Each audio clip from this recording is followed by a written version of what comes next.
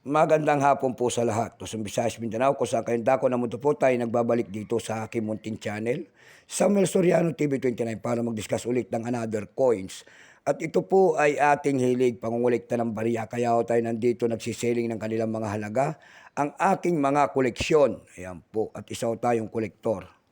Magandang hapon po sa lahat ng aking mga subscriber. Kung saan kayong dako na mundo po, KFC po sa latin, God bless. Ang mga senior citizen natin dyan, ayan, thank you so much. Yun namang mga subscriber ko po, thank you so much sa lahat ng aking mga subscriber dyan.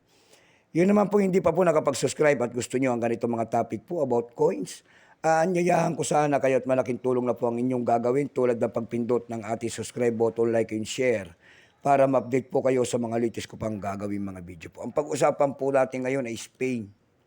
World coins po, ayan. Ayan po, 1 euro cent ng Spain ang ating pag-uusapan. Ayan. Ang kintab. Ayan, pasensya na kayo sa boses ko at namamaos pa ako. Ayan po.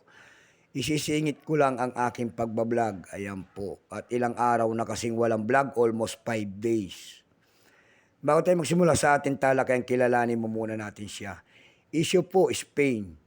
Period King. King Juan Carlos po, 1975 hanggang 2014. Type nito, standard circulation coins, years 2007 hanggang 2009. Value nito, 1 euro, cent, Spain. Currency euro, 2002 up to date po. Composition po nito by metallic copper, nickel, glad nickel, center and brass ring. May bigat lamang itong 7.5 grams, may haba pong 23.25 mm. May kapal po naman itong 2.33 mm. Hugis po bilog. Orientation niya, middle alignment number M-6363. Reference number KM-1073. Tatlong variety po ang ginawa ng Spain sa barya na ito. Ayan. Meron silang tinatawag dito na 2008 BU set, 0.3%. May tinatawag sila rito 2008 proof, 0.3% din. Itong hawak natin, ito po ay 2008 62%. Kung ilang piraso naman ginawa sa barya na ito, ito po ay 154,356,940 piraso po.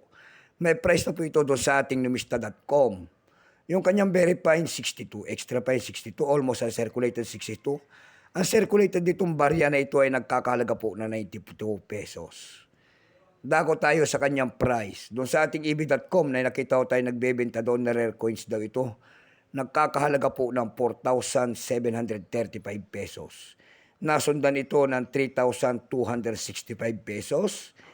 And then 357 pesos.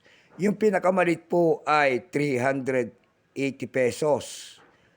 At 332 pesos yung pinakamalit na bintahan.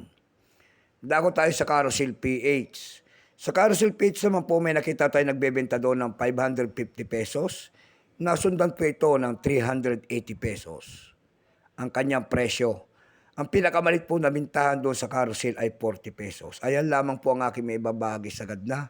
So hanggang dito na lamang po, Luzon, Visayas, Mindanao, kung saan kayong dako na mundo po, KFC po sa lahat. God bless.